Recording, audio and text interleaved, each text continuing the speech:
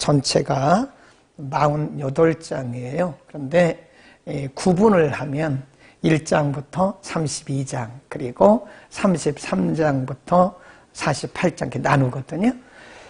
그래서 지난주에 우리가 일부를 공부했어요. 1장부터 32장에서는 하나님의 심판인데, 심판이라기보다는 징계죠. 징계. 하나님께서 왜 유다 백성들을 징계하셨는가? 징계의 이유. 그러니까 하나님께서 우리를 이렇게 다듬으시고요, 우리를 가르치시는 과정을 보시면 하나님께서 우리를 징계를 하시고 때로는 복을 주세요. 물론 징계도 하나님의 넓게 보면 이 복의 테두리 안에 들어있는 거죠. 그런데 하나님이 이렇게 징계하실 때는요, 그냥 무작정 징계하시는 게 아니에요. 미리 하나님께서 예고를 하세요. 예고. 징계가 오는 그 과정을 보면요, 징계가 하루아침에 어느 날 갑자기 오는 게 아니더라니까요. 하나님이 미리 예고를 하십니다. 돌이켜라. 너 그러면 안 된다. 주일 성수 잘해라. 기도 생활 잘해라. 말씀으로 돌이켜라. 이렇게 경고를 미리 하세요. 구약시대는 선지자들이 있었기 때문에 선지자를 통해서 했지만, 목회자들을 통해서 혹은 말씀을 통해서 성령께서 감동하시고, 혹은 주변의 사람들을 통해서 말씀하세요. 주변에 믿는 사람이나 믿지 않는 사람들을 통해서 하나님 우리에게 경고를 하세요. 예고를 하십니다. 때로는 사건을 통해서도 예고를 하세요. 갑자기 어떤 일들이 꼬일 때는 하나님이 예고거든요. 그거 조심하라는 거거든요. 근데 그걸 무시하면 원한대로 징계에 진입을 해요. 그래서 이 징계의 기간은 지난주에 말씀드렸잖아요. 우리의 깨닫는 시간과 비례합니다. 그러니까 우리가 징계에 진입을 했을 때에 빨리 깨달으면 징계 기간이 짧아질 수 있어요. 다 그런 건 아닙니다만은 대체로 그렇습니다. 대체로 징계의 기간이 짧아요. 깨달으면, 빨리 깨달으면. 근데 깨닫지 못하고 그냥 멍하고 있고 원망이나 불평이나 하고 있고 한탄이나 하고 있고 절망하고 있으면 이건 성도의 자세가 아니에요. 점점 길어져요. 그러니까 지금 유다 백성들은 70년이라고 하는 긴 기간 동안을 바벨론에 가서 징계를 받거든요. 이게 못 깨닫는 거예요. 그러니까 하나님이 그때의 에스겔 선지자를 통해서 계속 말씀하는 거예요. 너희가 여기 왜 온 줄 아느냐?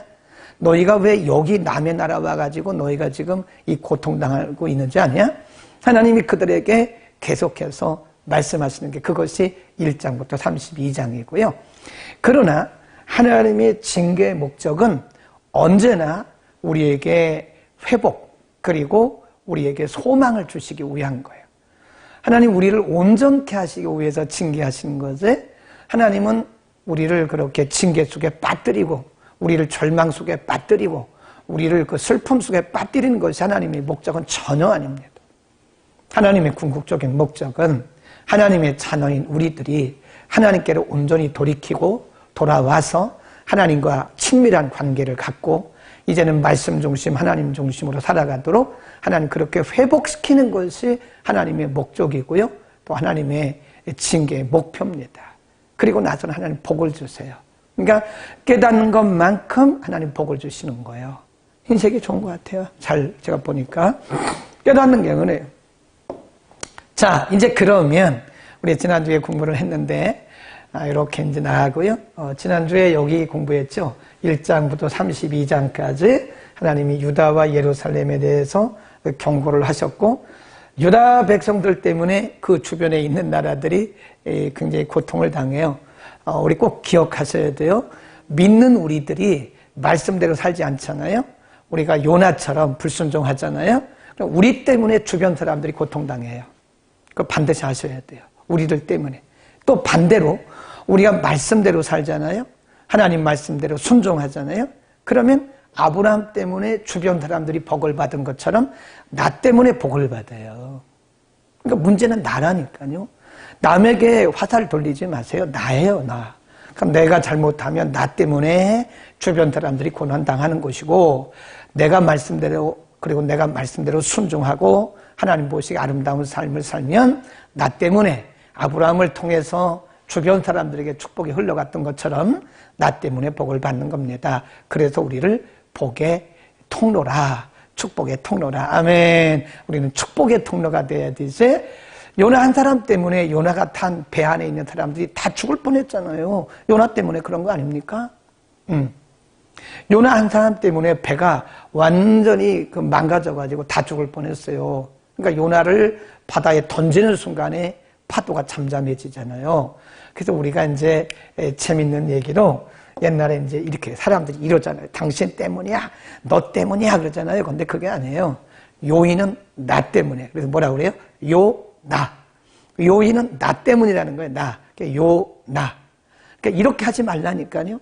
당신 때문이야, 너 때문이야 그러면 안 돼요. 그건 신앙인의 자세가 아니에요. 나 때문에 그런 겁니다. 나. 이거를 이렇게 폈던 손가락을 내 쪽으로 하세요. 그래서 나. 요인은 나인 거예요. 나 때문이지. 그 내가 돌이키면 살아요. 가정이 어려울 때 내가 돌이키면 가정이 살고요. 교회가 어려울 때 누구 탓하지 말라니까요. 나 때문에 그런 거예요. 그러니까 내가 기도하지 못해도 그런 거다. 나라가 어려운 것도 나 때문에 그런 거지. 누구 뭐 정치인들 탓하면 되겠어. 굉장히 많습니다. 이게 하나님의 결론입니다. 두 번째 부분 하나님의 결론인데, 이 가까운 미래에 이루어질 이스라엘의 회복, 그리고 먼 미래에 이루어질 회복 중에 특별히 메시아의 오심에 대해서 말씀을 하고 있는 거예요. 이런 거를 보면 하나님께서 우리를 궁극적으로 승리하게 하시고 회복시키시는데요. 제가 여기다 다뤘잖아요. 가까운 미래, 먼 미래. 그러니까 하나님이 우리를 회복시키시는데 단계적으로 회복을 시키시더라고요. 복을 주시는 것도 단계적으로 주세요. 그러니까 예를 들어서 우리가 한 번에 복을 받게 되면 이렇게 이런 단계를 거쳐가는 거예요. 이렇게 올라가는 거지. 그래서 1단계, 2단계, 3단계, 4단계 이렇게 하나님이 우리를 양육해 가시는 거지. 한 번에 우리에게 그냥 확 주시지 않아요. 그러면 우리는 10중 8구. 10중 8구가 뭐예요? 10중 10은 다 망합니다. 아이, 저는 안 그렇다고. 그런 말씀 하지 마세요. 그거 교만이에요. 저도 마찬가지예요. 어느 날 갑자기 막 교회가 5,000명씩 와봐요. 완전히 교주됩니다. 겸손하지 못해요. 큰일 납니다. 하나님 그런 방법 안 쓰세요. 여러분에게 어느 날 갑자기 막 그냥 뭐 승진도 하고 갑자기 자녀들이 다 잘 되고, 여러분 사업이 갑자기 수백억 늘어나고 그래봐요. 100% 다 변질돼요. 하나님 떠나요. 하나님 그런 방법을 안 쓰세요. 그래서 신명기에 보니까 하나님이 이스라엘 백성들을 가나안에 보실 때 점진, 영어 성경에 보니까 스텝 바이 스텝으로 하신다 그랬어요. 스텝 바이 스텝이 이거예요. 한 단계 한 단계 하나님 올려가시는 거다. 그래서 하나님이 유다 백성들을 회복시키는데 한 번에 그들을 다 회복시키는 것이 아니라 한 단계씩 이렇게 한 단계씩 회복시켜요. 그래서 한 단계가 올라갈 때마다 깨닫게 하시고, 또 한 단계 올라갈 때마다 깨닫게 하시고, 한 단계 올라갈 때 또 깨닫게 하시고, 한 단계 올라갈 때 깨닫게 하시고. 그래서 하나님은 우리를, 예를 들어서 성장은 quantity입니다. 양을 얘기하는 거예요. 양. 영어로 quantity, quantity 그러잖아요.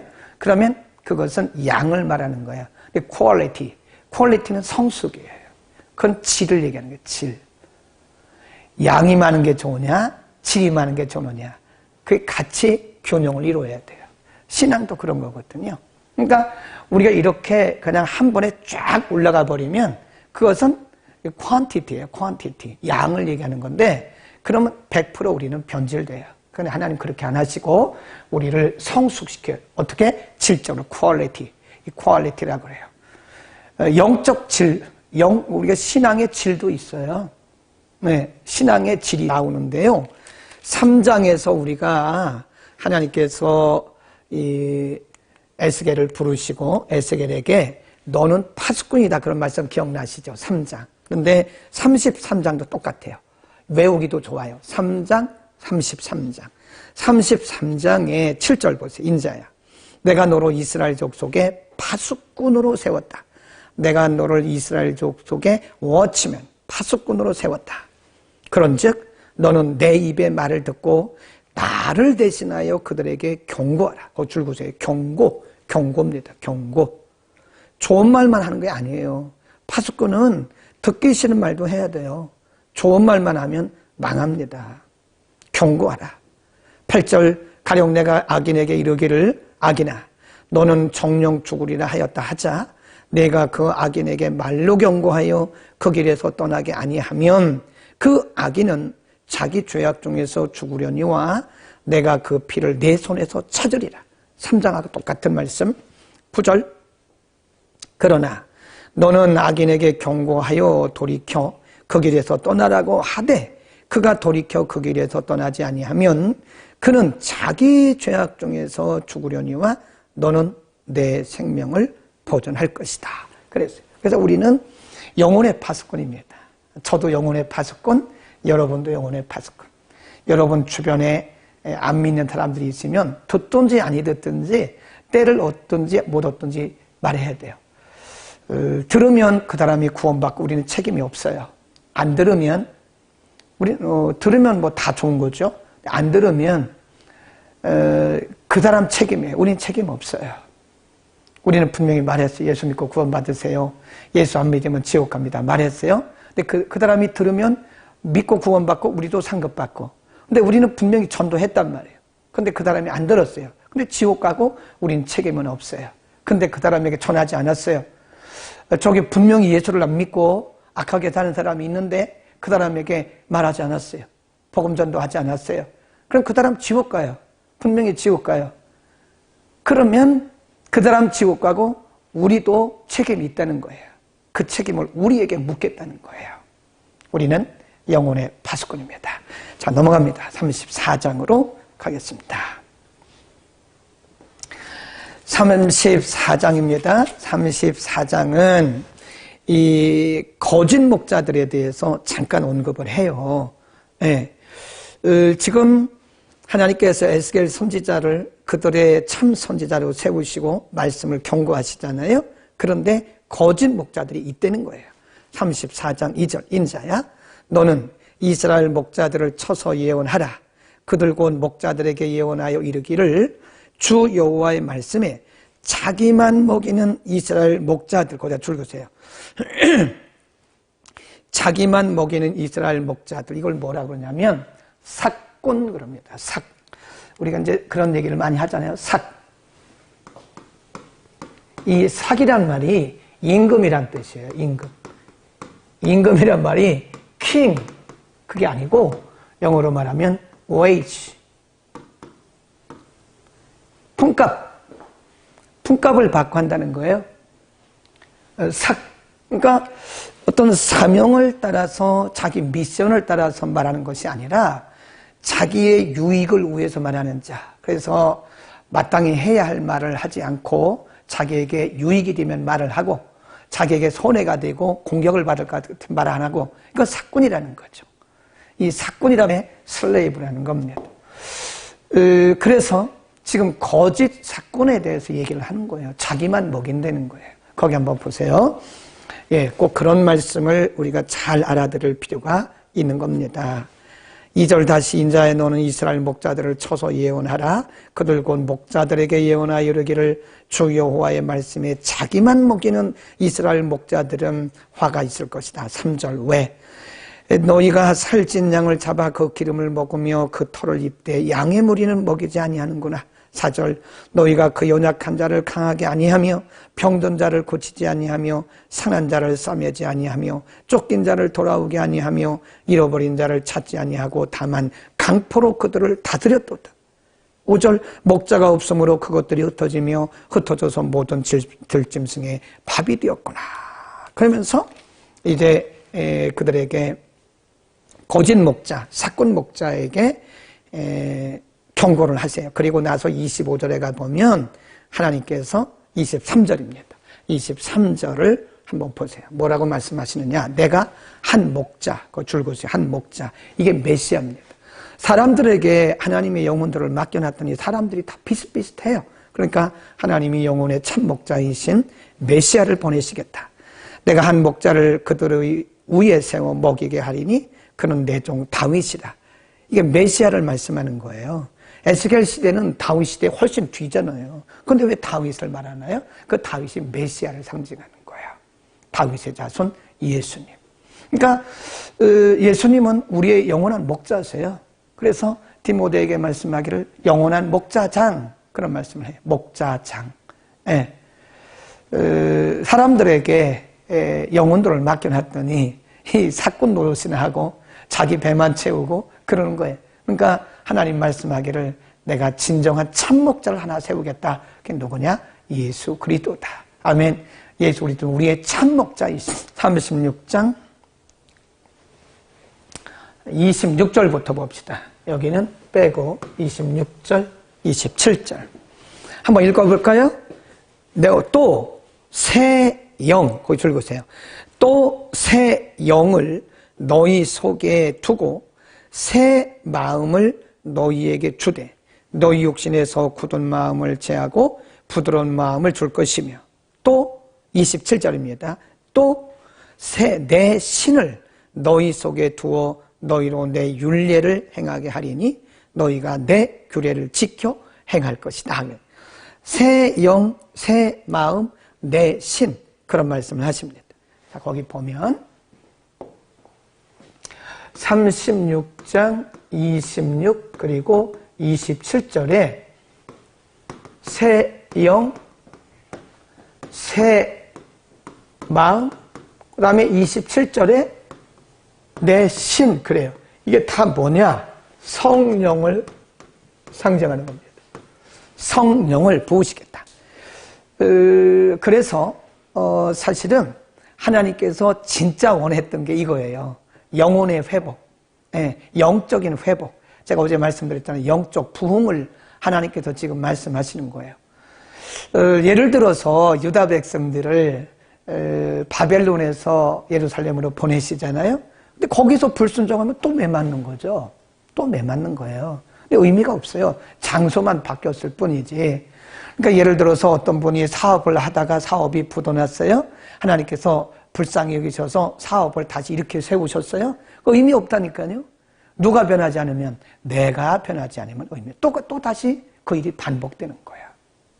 잘 들으셔야 돼요. 내가 변하지 않으면 환경의 변화는 일시적인 거예요. 하나님이 불쌍히 여기셔서 하나님이 일시적으로 환경을 변화시켜 줄 수 있어요. 그러나 내가 본질적으로 변하실 건 없을 거예요. 왜? 인간은 죄성을 가지고 있기 때문에. 그러나 내 자세, 내 마음, 내 중심이 바뀌지 않으면 의미가 없어요. 의미가. 네, 이해하시겠죠? 하나님께서 지금 이 유다 백성들을 바벨론에 몰아넣으시고 그들을 세게 징계하신 다음에 그들 속에 무슨 마음을 주세요? 새 마음, 새 영, 내 신, 그게 성령이에요. 무슨 마음? 거기 보세요. 굳은 마음을 제해버리고, 그러잖아요. 굳은 마음. 26절에 보면 너희 육신에서 굳은 마음, 이게 불순종하는 마음이에요. 불신앙의 마음이에요. 육신에서 굳은 마음을 제어버리고 부드러운 마음, 이게 순종의 마음이거든요. 또 내 신을 너희 속에 두어 너희로 내 율례를 행하게 하리니, 이게 순종이라니까요. 그러니까 이게 순종이, 성령이 임하지 않고는 어렵습니다. 은혜가 우리 가운데 임하지 않으면요 어려워요. 제가 늘 얘기하잖아요. 은혜가 충만하고 성령이 충만한 사람은 어휘부터가 달라요. 부드러운 어휘를 씁니다. 네, 부드러운 어휘를 쓴다니까요.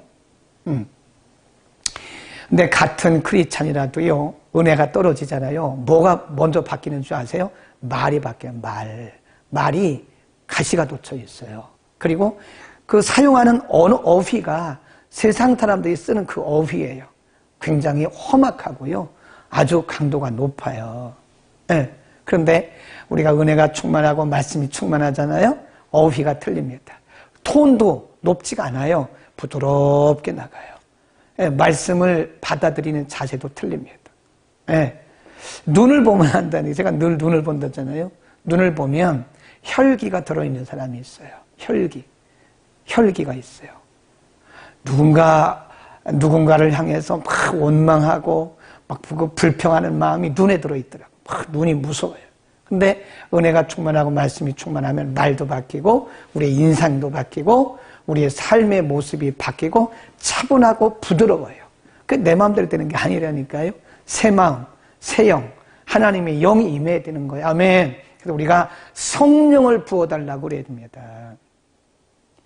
말씀과 성령을 통해서 우리가 풍성하지 않으면 우리 스스로 바뀌어질 수가 없습니다. 그렇게 보면 은혜로운 사람들은요, 부들부들합니다. 말하는 것도 부들부들. 누가 좀 실수해도 아이 뭐 그럴 수 있죠. 막 이렇습니다. 그런데 은혜가 떨어지면요, 아주 눈에 혈기가 차 있어요. 그래서 뭘 잘못한 거 없나 그거 찾아가지고 그거 얘기하려고 그래요. 얼마나 본인이 힘들겠습니까? 남이 힘든 게 아니라 본인이 힘든 거예요, 그게. 여러분, 우리 성령 받아야 돼요. 말씀으로 충만해져야 돼요. 그래야 하나님의 새 마음, 새 영, 하나님의 신이 우리 가운데 임해야 돼. 그게 개혁입니다, 그게. 성령을 통해서 개혁이 일어나는 거지, 우리가 나가서 막, 이게 개혁입니까? 그 개혁 아니에요. 그 개혁 아니에요. 그 데몬스트레이션 한다잖아요, 데모. 그게 무슨 개혁이면요? 성령 충만 받아야 돼요. 네. 우리는 조용한 개혁, 그게 진정한 개혁입니다. 영적인 개혁은 성령의 충만함이고 조용하면서도 삶의 영향력이 미친 것. 아멘. 우리는 새 마음, 새 영, 성령의 기름 부음이 우리 가운데 임하기를 축원합니다. 너무 좋은 강의인데 너무 적게 들어와서 너무 안타까워요. 여러분 그 밑에 공유라고 하는 부분을 누르시고요. 빨리 여러분 지인들에게 들어오라고, 지금이라도 들어오라고 빨리 보내세요. 예, 거기 밑에 화살표 위로 된 거 공유, 거기 눌러서 여러분 지인들에게 보내세요. 너무 아까워요. 제가 봐도 이거 다시 물론 나중에 듣긴 하겠지만 그래도 생방송을 들어야 되지 않겠습니까? 37장 너무 귀한 말씀입니다. 마른 뼈 환상이에요. 하나님께서 지금 에스겔에게 마른 뼈 환상을 보여주십니다. 이게 누구냐? 유다 백성들이에요. 죽어 있는 거예요. 영적으로 죽어 있는 거예요. 37장. 사실은 죽어 있는 거예요. 먹고 입고 살아 있는 것 같지만 사실은 지금 유다 백성들은 죽어 있는 겁니다. 여호와께서 권능으로 내게 임하시고 그 신으로 나를 데리고 가서 골짜기 가운데 두셨는데 이게 에스골 골짜기입니다. 거기 뼈가 가득하더라. 나를 그 뼈 사방으로 지나게 하시기로 본즉 이 골짜기, 이게 에스골 골짜기입니다. 에스골 골짜기 지면에 뼈가 심이 많고 아주 말랐더라. 그가 내게 이르시되 인자야 이 뼈들이 능히 살겠느냐 하시기로 내가 대답하되 주 여호와여 주께서 하시나이다. 무슨 뜻이죠? 모르겠다 이거예요. 하나님이 에스겔에게 물어보세요. 에스겔아 여기 뼈들이 이렇게 막 널브러져 있는데 해골은 해골대로 뼈는 뼈대로 또 다리는 다리대로 무릎은 무릎대로 손은 손대로 다 흩어져 있는데 이 뼈들이 살겠냐? 그러니까 에스겔 선지자가 주님 하십니다. 이 말은 잘 모르겠습니다. 그 말이에요. 주께서 하십니다. 저는 잘 모르겠습니다. 그러니까 하나님이 에스겔 선지자에게 명령을 하십니다. 또 내게 이르시되 너는 이 뼈들에게 대언하여 이르기를 너희 마른 뼈들아 여호와의 말씀을 들어라. 주 여호와께서 이 뼈들에게 말씀하시기를 내가 생기로 너희에게 들어가게 하리니 너희가 살리라. 너희의 힘줄을 두고 살을 입히고 가죽으로 덮고 너희 속에 생기를 두리니 너희가 살리라. 또 나를 여호와인 줄 알리라. 그래 명을 쫓아 대언합니다. 7절에 보면 내가 명을 쫓아 대언하니 대언할 때 소리가 나고 움직이더니 이 뼈 저 뼈가 들어맞아서 뼈들이 서로 붙더니 8절 힘줄이 생기고 살이 오르고 가죽이 덮이고 그 속에 생기가 들어가고 9절 또 내게 이르시되 인자에 너는 생기를 향하여 대언하라. 생기에게 대언하여 이르기를 주 여호와의 말씀에 생기야 사방에서부터 와서 이 사망을 당한 자에게 붙어서 살게 하라 하매 이에 내가 그 명대로 대언하였더니 생기가 그들에게 들어가매 그들이 곧 살아나서 서는데 극히 큰 군대더라. 이게 유다 백성들을 말씀하는 겁니다. 마른 뼈, 영적으로 죽은 상태를 얘기하는 거예요. 이게 유다 백성들의 유다 백성들의 영적 상태를 얘기하는 거예요. 그러니까 사실 말씀이 없으면 마른 뼈입니다. 마른 뼈. 그냥 이 뼈 저 뼈가 막 으르르 소리가 나는 거예요. 부딪히는 소리가 나는 거예요. 우리가 은혜가 떨어지면요 부딪히는 소리가 나요. 예. 영적으로 죽어있는 상태, 마른 뼈라고 말해요. 하나님이 에스겔 선지자에게 이 마른 뼈들에게 말씀을 대언하라. 말씀을 대언했는데 그 말씀이 들어가니까요 이 뼈 저 뼈가 달라붙는 거예요. 거기에 힘줄이 생기고 가죽이 덮이고 또 생기를 명하니까 거기에 시체에 생기가 들어가니까 살아나요. 군대가 돼. 이게 살아나는 겁니다. 여러분, 이 생기라고 하는 것은 성령을 상징하는 거예요. 은혜를 상징하는 겁니다. 하나님의 말씀이 들어가야 사람은 살아요. 아멘. 여러분, 사람이 영적인 존재이기 때문에 하나님의 말씀을 먹지 못하면 마른 뼈하고 똑같아요. 그래서 우리가 영어로 뭐라 그러냐? 마르다, 마른 뼈, 이 dry bone이라고 해요.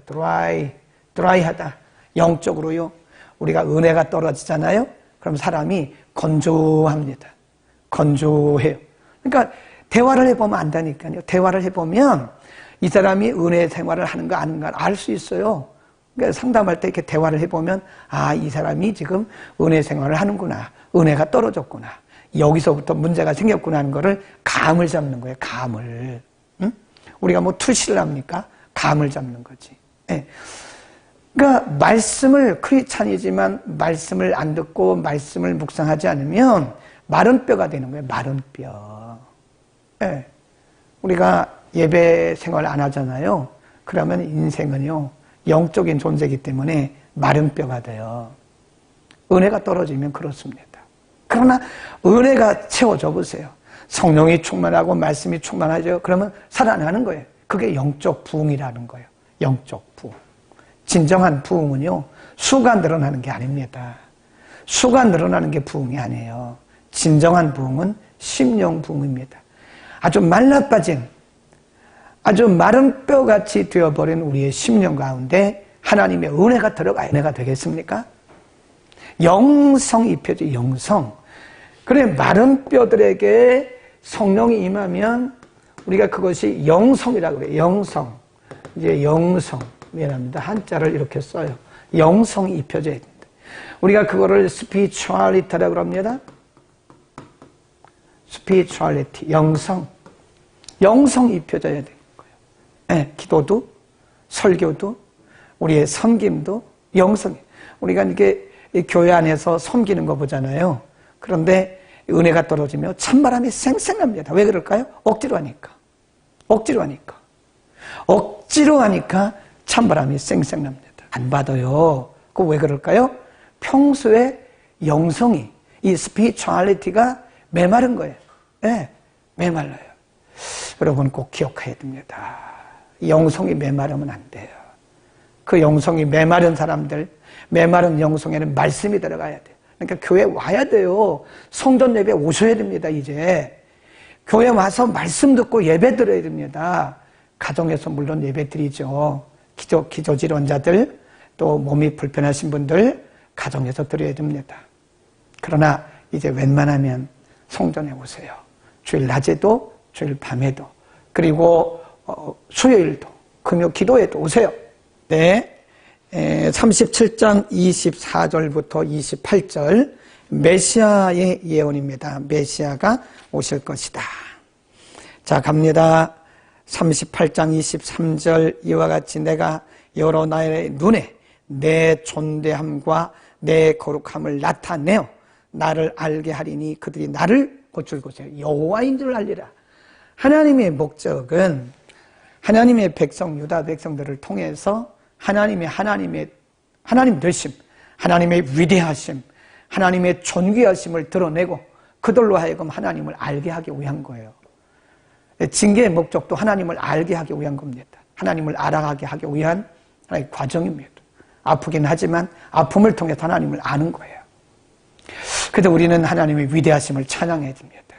하나님 외에 누구도 영광을 받으면 안 돼요. 죽어요. 큰일 납니다. 하나님 외에 누구도 하나님의 영광을 가로채면 안 돼요. 하나님만 성전의 모습을 환상을 통해서 미리 보여주신 거예요. 지금 유다 백성들이 사는 곳이 어디죠? 바벨론이잖아요. 바벨론이에요. 그리고 유다 백성들이 바벨론에 끌려올 때 예루살렘 성전 뭐 했죠? 다 불탔어요. 흔적도 없어요.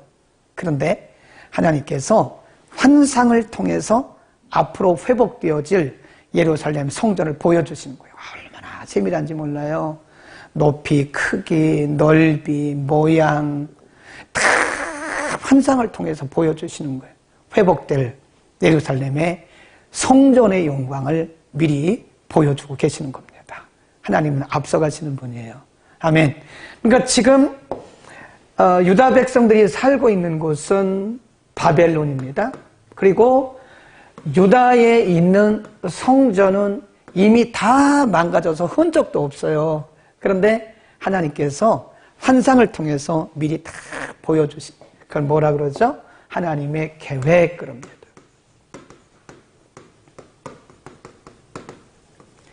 하나님은 항상 우리보다 앞서가세요. 네. 지금 망가졌다고 걱정하지 마세요. 지금 무너졌다고 걱정하지 마세요. 지금 아무것도 없다고 걱정하지 마세요. 하나님은 우리를 향한, 저와 여러분을 향한 하나님의 계획이 있습니다. 그러니까 믿음은 미리 보는 거예요. 히브리서 11장 1절에 믿음은 바라는 것들의 뭐라 그래요? 증거다. 보지 못하는 것들의 실제, 형상이란 말은 실제라고, 실제. 현재 보이는 게 없어요. 손에 잡히는 게 없어요. 그러나 하나님의 계획을 믿고 미리 보는 거예요. 미리. 그래서 어떤 사람은 믿음이 뭐냐?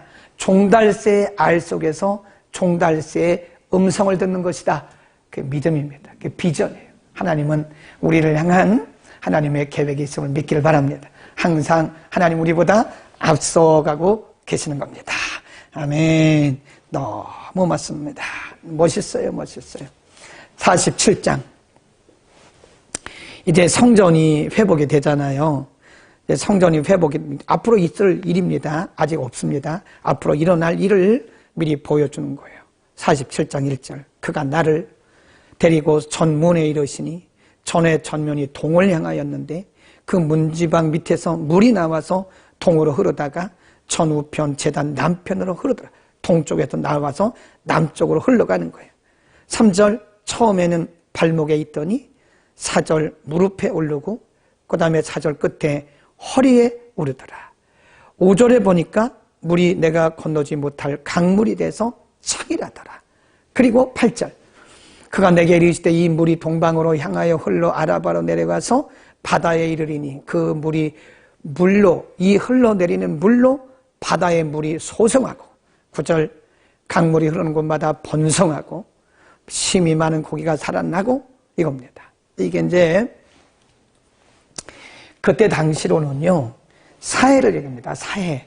그러니까 예루살렘이 있고 예루살렘 동쪽에 이제 밑으로 쭉 가면 사해가 있는데 이 죽었던 물이 살아날 것을 지금 이제 그때 당시로는 그 말씀을 하시는 거예요.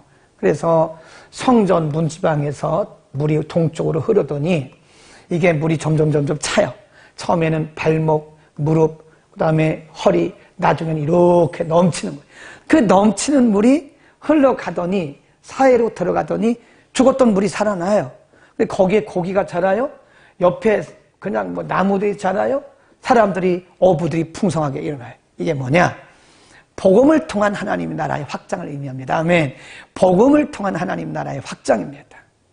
복음이 이 물을 똑같은 거예요. 성전을 통해서 하나님의 교회를 통해서 복음이 흘러가야 돼요. 복음은 이렇게 사람을 살리는 능력이 있어요. 복음이 처음에는 미미하게 증거되잖아요. 처음에 예루살렘이었잖아요. 그 다음에 유다였잖아요. 그 다음에 온 유다죠. 그러니까 예루살렘과 온 유대와 사마리아와 땅끝까지 이르러 복음이 증거된다고 그랬잖아요. 그 말씀입니다. 이게 복음을 통해서 전 세계가 복음화되는, 전 세계가 구원에 이르게 되는. 그러니까 이게 우리가 개인으로 봐도요, 처음에는 미미해요. 근데 복음이 들어가면 사람의 믿음이 점점 이렇게 자라요. 점점 자라서 나중에는 주변 사람들에게 영향력을 그게 진짜로 성숙한 믿음입니다. 그게 소금이에요. 그게 빛입니다. 영향력을 끼치는 사한 믿음. 살아있는 성도는요, 영향력을 미쳐요. 그러나 살아있지 않은 성도는 자기 믿음 지키기도 힘들어요. 자기 믿음조차 지키기 힘들다. 교회도 그렇습니다. 교회도 처음에는 작게 시작하죠. 이렇게 점점 자라요. 예루살렘, 유대, 사마리아, 땅끝, 이렇게 복음이 전 세계로 흘러가는 거다. 예, 아멘. 이거 그 복음의 영향력, 복음을 통한 세계의 정복, 이걸 의미하는 것이다. 내 한 사람이 복음으로 잘 세워지면 나를 통해서 많은 사람들에게 영향력을 미쳐주는 거예요. 그러니까 내가 중요한 거예요. 내가 은혜 받아야 됩니다. 내가 살아야 됩니다. 내가 살고 내가 은혜가 충만해야 사람들을 살리는 것이, 내가 죽었는데 내가 영적으로 잠자고 있는데 내가 영적으로 이렇게 엉망인데 누구를 살려요? 내가 살아나야 돼요. 내가 살고 우리 교회가 살고 우리 가정이 살아야 영향력을 미치는 거다. 아멘. 이러다 보니까 벌써 12시가 되었습니다. 자, 이제 거의 다 끝났습니다. 마지막으로 갑니다. 48장. 48장, 이 성경에 가장 중요한 것 중에 하나가 48장 맨 끝절입니다. 36절. 이제 하나님께서 에스겔 선지자에게 앞으로 회복될 성전까지 다 보여주셨어요. 그리고 하나님이 하신 말씀 35입니다. 미안합니다. 30절부터 35절은요, 이제 앞으로 회복될 예루살렘의 모습인데요. 35절이 굉장히 중요합니다. 그 사면의 도합이 1만 8천 척이라. 그날 후로는 그 성읍 이름을 뭐라고 그래요? 여호와 샴마. 야훼 샴마. 이 샴마라고 하는 뜻은요, 샴마. 이 샴마란 말은요, 우리말 성경에는 그냥 여호와 샴마라고 번역했잖아요. 근데 영어 성경에 보면 The Lord is there. 주께서 거기 계시다, 그런 뜻이에요. 주께서 거기 계시다. 그러니까 예루살렘이라고 하는 성읍 자체가 이 백성들이 불순종함으로써 하나님의 징계를 받아서 다 망가졌잖아요. 근데 하나님이 다시 이제 징계 후에 이곳을 회복을 시키세요. 근데 이것은 물론 겉으로 볼 때는 나라의 회복이고 성전의 회복이지만 사실은 그게 아니고요, 하나님의 영광의 회복입니다. 써놓으세요. 영광의 회복이다. 그게 샴마예요. 그게 야훼 샴마란 뜻은 하나님의 영광이 그렇게 회복이 됐다. 아멘. 여러분, 우리를 통해서 하나님의 영광이 회복돼야 돼요. 우리가 불순종하고 말씀대로 살지 않으면 하나님의 영광이 가려워집니다. 하나님의 영광이 짓밟힙니다. 우리들 때문에, 교회들 때문에. 아무리 제 아무리 큰 일을 해도 하나님의 영광을 가리우는 거 하나님의 일 아닙니다. 그 주의 일 아닙니다. 착각하지 마세요. 하나님의 영광을 가리우는 것은 주의 일이 아니에요. 하나님의 이름을 욕되게 하는 것이에요. 복음을 가리우는 것이에요. 우리는 하나님의 영광, 샴마, 야훼 샴마, 하나님이 여기 계시다. 우리 예배 중에도 샴마가 일어나야 돼요. 하나님이 함께 하시는 예배, 우리의 삶의 현장에도 샴마, 야훼 샴마, 하나님이 함께 하시는 그런 예배가 돼. 이 징계의 목적은 죄를 깨닫게 하기 위한 거예요. 깨닫게. 그러니까 빨리 깨달을수록 좋다니까요. 못 깨달으면 계속 갑니다. 죄를 깨닫게 하고 예루살렘의 멸망이 그들의 죄 때문에 온 것을 알리신 다음에 결국은 뭐예요? 결국은 하나님께로 돌이키도록 하기 위한 목적이 있다. 징계의 목적은 하나님께 돌이키게 하기 위한 것이다. 그리고 나라를 잃고 이방 나라에서 절망 가운데 빠졌던 백성들에게 뭐죠? 새로운 소망. 하나님의 메시지를 들으면 소망이 생겨야 돼요. 그리고 용기를 가져다 주기 위한 것이었다. 아멘. 하나님의 목적은 언제나 선합니다. 우리를 바로 살게 하고 바로 세우기 위한 것이 하나님의 목적입니다. 우리나 여호와 샴마, 하나님이 우리와 항상 함께 하시는, 우리가 있는 곳이 바로 하나님이 계시는 샴마입니다. 샴마, 야훼 샴마. 오늘도 하나님과 동행하는 삶이 되시기를 바라고요. 이제 4월이 되었습니다. 이제 보니까 벚꽃도 다 피어나기 시작하고요. 목련은 벌써 만개를 했고요. 개나리는 벌써 다 피었고요. 우리의 심령도 피어나야 됩니다. 이제 우리의 잠든 영혼들이, 코로나 때문에 잠들었던 우리의 심령과 영혼들이 다시 깨어나서 하나님 앞에 제대로 향기를 드러낼 수 있는 꽃들이 피어서 사람들의 아름다움과 향기를 주듯이 우리의 영성이 다시 깨어나고 우리의 믿음이 다시 깨어나서 하나님 앞에 향기로운 제사로 드려지기를 바랍니다.